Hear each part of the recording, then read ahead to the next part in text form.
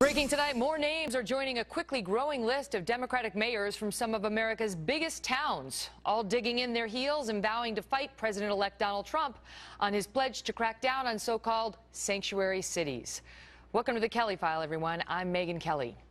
The issue of immigration took center stage almost immediately after the election, with the president-elect renewing his promise to deport those illegal immigrants convicted of serious crimes, to clean up American streets, and to remind people on his website, quote, "On the first day of my term of office, my administration will cancel all federal funding to sanctuary cities."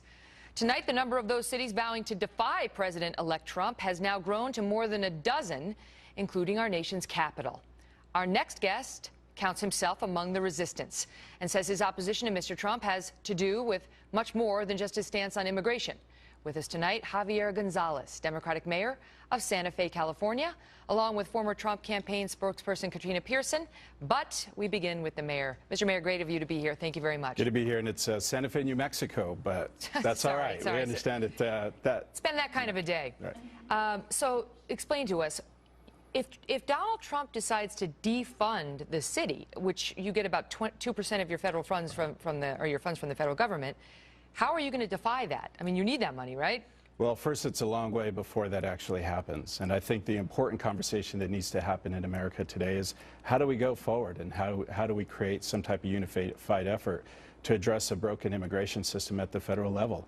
It's wrong to penalize cities that have been welcoming and creating opportunities for all citizens, regardless of where they come from. Yeah, but you know the beef. It's also creating opportunities, they say, for illegal immigrants who should not be here and in many cases, in far too many cases, commit violent crimes. Well, first, let's talk about that, because even in Santa Fe, we prioritize going after people that are in our community to commit violent crimes, regardless of their status. The #1 priority of law enforcement in every local community is to keep their community safe. You go after the people who want to do harm, whether they're documented or not documented, we're going to go after them. But the argument is that it's a magnet for would-be, criminals, because they think they have a better shot in a city like Santa Fe than they do in a city that's going to crack down on the presence of undocumented immigrants. It's an argument in false realities. Study after study have shown that sanctuary cities do not lead to an increase in crime because of the presence of people that are undocumented. This is a broken federal system.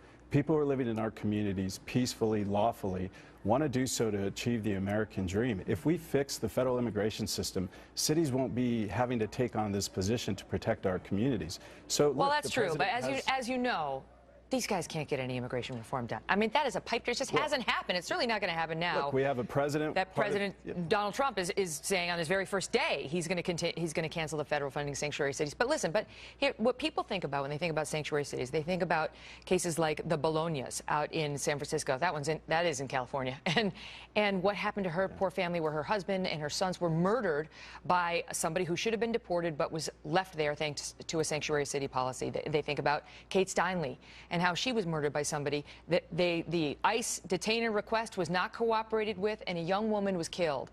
And you can understand why Americans say, we're done. We understand. We were empathetic to the plight of illegal immigrants who come here in a well-meaning way at first, but now we're done because too many people have been hurt. The violent crimes are horrific, and no one should justify those actions. But the truth is, look at communities like Santa Fe, where we've had these policies in place since 1999. We weathered the recession with some of the lowest unemployment. We're marked as a city as creating jobs because of entrepreneurship. Time after time, we've seen success because we've been a welcoming, diversified city that doesn't focus on trying to do the federal government's job. How do you enforce the sanctuary nature of the city? In other words, do you not ask about immigration status on arrests, or how do you enforce that? Here's what we don't do. We don't ask people what their immigration status is.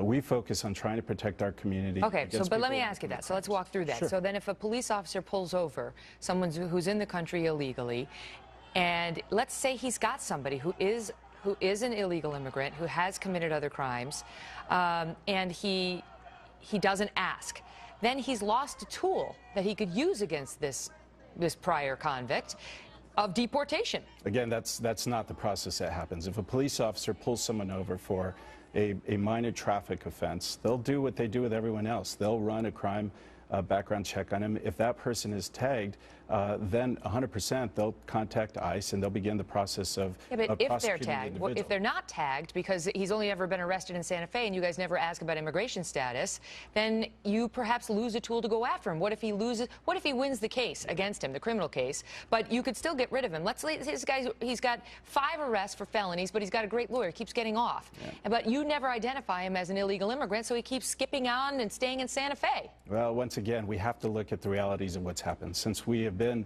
a safe city, a welcoming city, nothing has shown that we've had a rise in crime rates or violent crime as a result of it since 1999.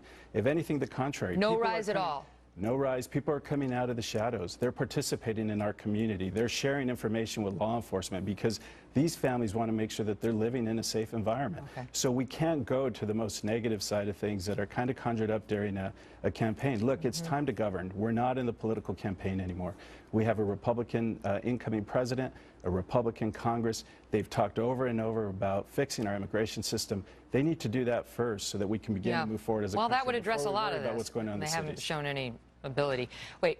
So I want to bring in Katrina Pearson, who's the former Trump campaign national spokesperson, along with Eric Guster, an attorney and political commentator. Mr. Mayor, if you wouldn't mind standing by for this debate, because I want to get your thoughts on it. But Katrina, his point is that since they became a sanctuary city, they haven't seen any uptick in violent crime. And so for them, this is not a problem.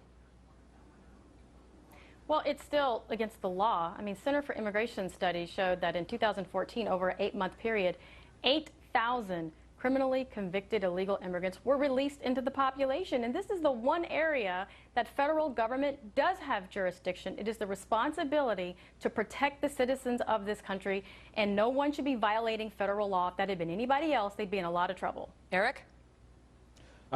This is the new civil rights struggle, and these people need to be protected from Trump and possibly his irrational types of leadership. Because these people are living their lives, they're participating in the process, and are being great citizens, well, great members of our community. And we need to fix the immigration problem because that will give them. Some aren't. That's the problem. Yes, but many are, and that's what we need to do. We can cherry pick. Hold on. Let Eric finish, and I'll give it to you, Cap. We need to concentrate on those people who are doing great things. Now, if they're committing violent crimes, they're deported. But what Katrina is quoting on those statistics, you're talking about traffic tickets, speeding violations, those types of things that are not truly bad crimes. So Katrina, that's what those statistics are reading. What people like Mr. Mayor say, hold on, I'm going to give you the floor. I'm going to give you the floor. But what people like the mayor here would say is, when you have a sanctuary city, it encourages reporting of crimes among people who are undocumented, who otherwise wouldn't report because they're afraid they're going to get, deported.